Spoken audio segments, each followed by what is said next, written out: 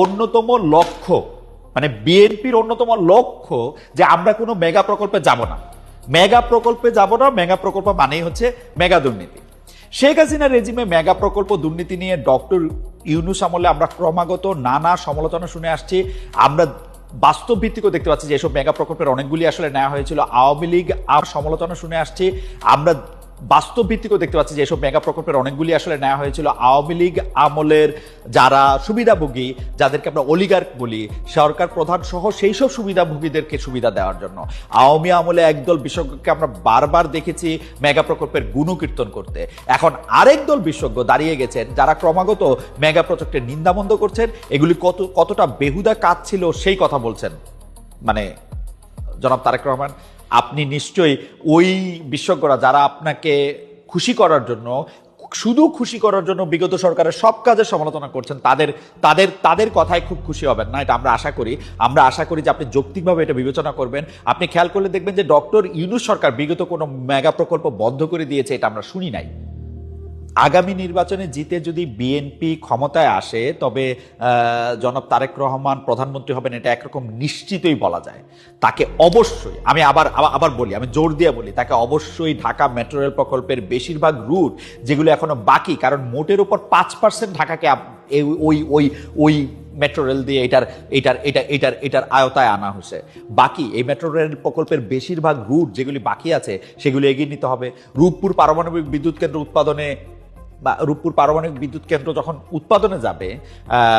উৎপাদনে যাবে সেটা আসলে আগামী সরকারের সময় পুরা প্রস্তুত থাকা ঢাকা এয়ারপোর্টের 3য় টার্মিনালের কার্যক্রম শুরু করতে হবে 26-এ নির্বাচিত সরকারকেই। শেখ হাসিনা আমলে নির্মিত বলে কি ডক্টর ইউনূস সরকার 3য় টার্মিনাল ফেলে রাখবেন? না, ফেলে রেখেছেন। আসলে আমল জারি হোক, এগুলি কিন্তু ভাই সাহেব শোনেন, এগুলি কিন্তু জনগণের টাকা, মানে আমাদের টাকা, কিন্তু এগুলি জনগণের টাকা খরচ করে গড়ে তোলা দেশের সম্পদ। সেই সম্পদ নিয়ে হেলাফেলা বা মানে মানে মানে এক ধরনের মান অভিমান, না আমি এটা পারবো না, আমি এটা করবো না জাতীয় কথা কখনোই গ্রহণযোগ্য হতে পারে না। আপনি মেগা প্রকল্প করবেন না, কারণ হচ্ছে যে মেগা প্রকল্পে দুর্নীতি হয়, এইটার থেকে আপনি বাইরে আসেন। আপনি বলেন মেগা প্রকল্পও করবেন, দুর্নীতিও করবেন না। আমি জানি দুর্নীতি আপনার জন্য একটা ইস্যু। দুর্নীতি নিয়ে আসলে আপনার সরকারকে বড় ধরনের চ্যালেঞ্জের মুখে আপনাদের পড়তে হবে, কিন্তু তাই বলে আবারও বলি, মাথাটা কাইটে ফেলানোর চেষ্টা করেন না। এগুলি আমাদের টাকা, আমাদের টাকাগুলি যা যথেচ্ছ ব্যবহার যেন না হয়, সবচেয়ে উপযুক্ত ব্যবহার যাতে হয় সেটা যাতে আপনি নিশ্চিত করেন। এবার আসি যে বিএনপির যে সম্ভাব্য ইশতেহার, যেখানে হচ্ছে শিক্ষিত বেকারদের জন্য বেকার ভাতার কথা বলা হয়েছে, সেইটার একটু দেখি আপনার এটার মধ্যে অবস্থাটা কি। মোটামুটি গত 1 বছর ধরে বিএনপির শীর্ষ নেতারা বলেছেন যে তারা সরকারে গেলে চাকরি না পাওয়া পর্যন্ত তারা সরকারে গেলে চাকরি না পাওয়া পর্যন্ত তারা কি করবেন, শিক্ষিত বেকারদের বেকার ভাতা দিবেন। এটা ঘোষণা তাদের ইশতেহারও থাকবে, এখন পর্যন্ত এমন খবরই পাওয়া যাচ্ছে।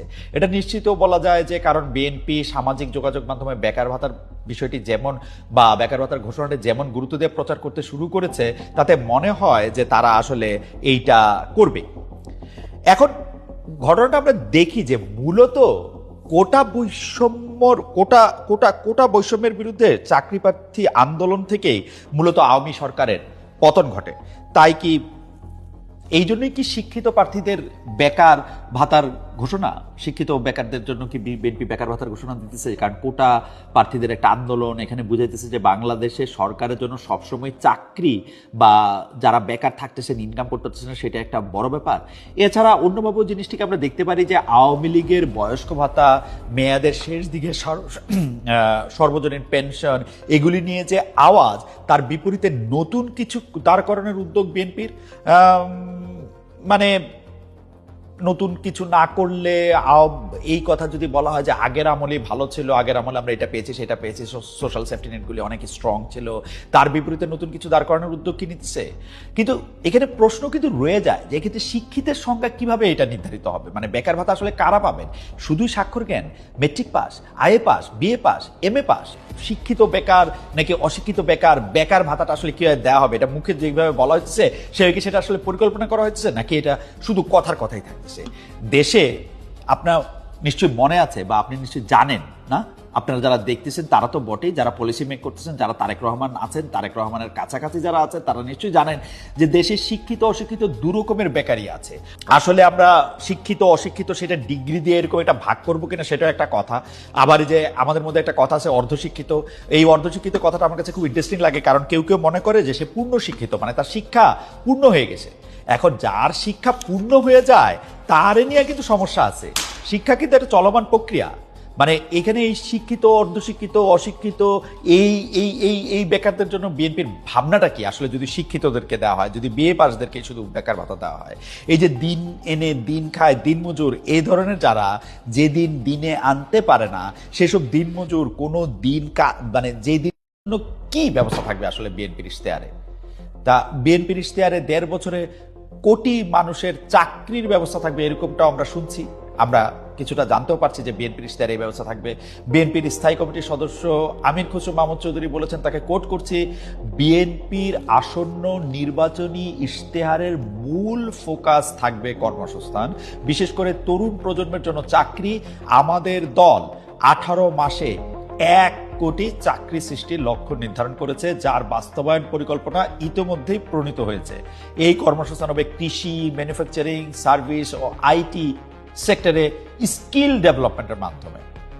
মানে আপনি প্রতিশ্রুতিটা দেখেন, এটা কিরকম একটা প্রতিশ্রুতি দিছে, যে মানে শুনতে তো খুবই ভালো, হইলে তো খুবই ভালো হবে, কিন্তু আমাদের প্রশ্ন যে এটা আসলে হবে কেমনে? মানে এটা হওয়ার তো একটা মানে উপায় বা একটা রোড ম্যাপ তো থাকতে লাগবে। ১.৫ বছরে 1 কোটি মানুষের চাকরি ব্যবস্থা, এই বক্তব্য শুরু থেকেই অনেক আলোচিত হয়েছে। এটা কি মানে গত বছরের সম্ভবত, হ্যাঁ দেখে বলি 8 নভেম্বর, মানে বিদায় বছরে 8 নভেম্বর রাজধানীর হোটেল ইন্টারকন্টিনেন্টালে এই কথা বলা হয়েছিল। কিন্তু আবার বলি যে ১.৫ বছরে 1 কোটি মানুষের চাকরির ব্যবস্থা কি বাস্তবধর্মী কোনো প্রস্তাব? এটা যে সরকার করতে পারবে তাহলে তাদের ১.৫ বছর বা এরপর দেশে আর কোনো বেকার থাকবে না। কারণ সরকারি হিসাবে বেকার সংখ্যা ধরেন ৩০ লাখের এদিক ওদিক, সরকারের পাশাপাশি বেসরকারি সংজ্ঞায় বেকার ধরলে সব মিলিয়ে দেশে বেকার 1 কোটির মতো মানুষ। একটা সরকার যদি ১.৫ বছরে দেশ থেকে বেকারত্ব দূর করতে পারে, এরপর তার কিছু দরকার হয় না। ১.৫ বছরে 1 কোটি চাকরির আশ্বাসকে অনেকে শেখ হাসিনা সেই ২০১৮ সালে ভোটের আগে 10 টাকা কেজি চাল, ২০০৮ সালে, আসলে ২০১৮ না, ২০০৮ সালে ভোটের আগে 10 টাকা কেজি চাল খাওয়ানোর প্রতিশ্রুতির সঙ্গে তুলনা করেছেন। আওয়ামী লীগের লোকজন কিন্তু আবার খুব তর্কও করতেন যে হ্যাঁ বাজারে তো 10 টাকা দরে চাল আছে, কোন বাজারে যে সেই 10 টাকা দরে চাল আছে, সেই চাল যে কে খান সেইটা অবশ্য আমরা খুঁজে পাইতে খুব কষ্ট হয়েছে। 2009, 10 থেকে আসতে আসতে এখন বোধহয় বাংলাদেশে চালের কেজি যেটা হচ্ছে সাধারণ মানুষ খায় সেটার দাম 65 টাকা 70 টাকা। 8 থেকে 21 চালের দাম 6 গুণ 7 গুণ 8 গুণ কি বাড়ছে, নাকি 2 গুণ, মানে 8-এ আসলেই 10 টাকা সেরে কখনো চাল বিক্রি হয়েছে সেই কথা মনে হয়ে গেল। কারণ হচ্ছে যে ওই রেজিমে ওই যে তর্ক করার জন্য 10 টাকা ধরে রেশন কার্ডের মাধ্যমে চাল বিক্রিকে সেই প্রতিশ্রুতি বলে চালায় দেওয়ার একটা চেষ্টা করা হয়েছিল। অথচ ওই সরকারের, মানে গত সরকারের, আওয়ামী লীগ সরকারের, শেখ হাসিনা সরকারের অঙ্গীকার ছিল কিন্তু সবার জন্য 10 টাকা ধরে চালের কথা। রেশন কার্ডের প্রসঙ্গ বা ভোট চাওয়ার সময় কিন্তু এটা ছিল না। ইতিহাসের এসব পাঠ কিন্তু বিএনপির নিয়ে রাখা উচিত, কারণ ইতিহাসের এসব পাঠ আমরা যারা সাধারণ মানুষ আছি তাদের কিন্তু এসব কথাগুলি মনে থাকে। আমরা এটা আশা করব যে নির্বাচনের আগে কিভাবে 1 কোটি মানুষের কাজ 1.5 বছরের মধ্যে আপনারা দিবেন সেটার একটা রোড ম্যাপ দিবেন। বিএনপির কথা তো অনেক হইল, একটু আমরা একটু দেখি যে জামাত